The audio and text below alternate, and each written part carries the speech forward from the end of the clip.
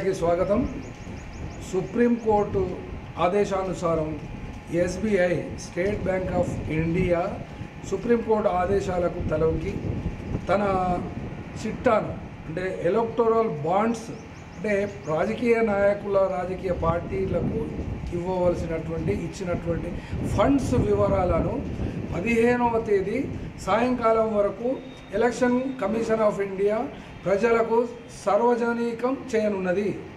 అంటే ఇందులో కూడా పొలిటికల్ ఫండింగ్, పొలిటికల్ బాండ్స్ను ఈ ఎలక్టోరల్ బాండ్స్ రూపంలో ఇచ్చినటువంటి వేల కోట్ల డబ్బును ఏ రాజకీయ పార్టీ ఎంతెంత తీసుకున్నందుకు ఏమేమి ఇచ్చినటువంటి కంపెనీల పేర్లు అంటే షెల్ కంపెనీలు ఎన్ని ఉన్నాయి భారతదేశంలో, విదేశాల్లో ఎన్ని ఉన్నాయి, కొన్ని వేల షెల్ కంపెనీలు ఉన్నాయి, వేల షెల్ కంపెనీల పేర్లు మనకి అందుబాటులో రానున్నాయి. ఇందులో కూడా రాజకీయాలను శాసించేటువంటి కార్పొరేట్ వ్యవస్థలు ఏంటి, ఆ కార్పొరేట్ వ్యవస్థలకు రాజకీయాలతో ఉన్నటువంటి సంబంధం ఏంటి అనేటువంటి విషయాలను 15వ తేదీ సాయంకాలం అనగా శుక్రవారం సాయంత్రం వరకు మనము తెలుసుకోబోతున్నాము.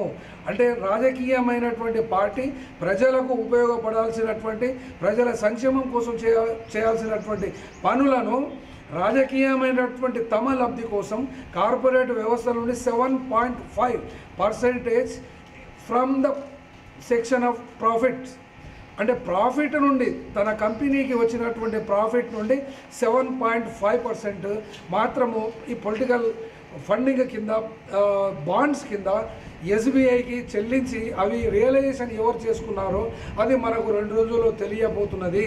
కావున ఇటువంటి విషయాన్ని, ఇటువంటి రహస్యాన్ని 2 రోజులలోపు తెలియపరచడం ఎలక్షన్ కమిషన్కు ఇది చాలా కష్టంగా అయిన విషయమే అయినప్పటికీ ఎస్బీఐ సుప్రీంకోర్టు ఆదేశాలను తలొగ్గి భారతదేశంలో న్యాయ వ్యవస్థ కొద్దిగా పనిచేసినప్పటికీ కూడా ఇలాంటి నిర్ణయం సుప్రీంకోర్టు తీసుకొని ఖచ్చితంగా నిలబడడం ఇది అభినందనీయమే, ఇది మంచి పరిణామమే.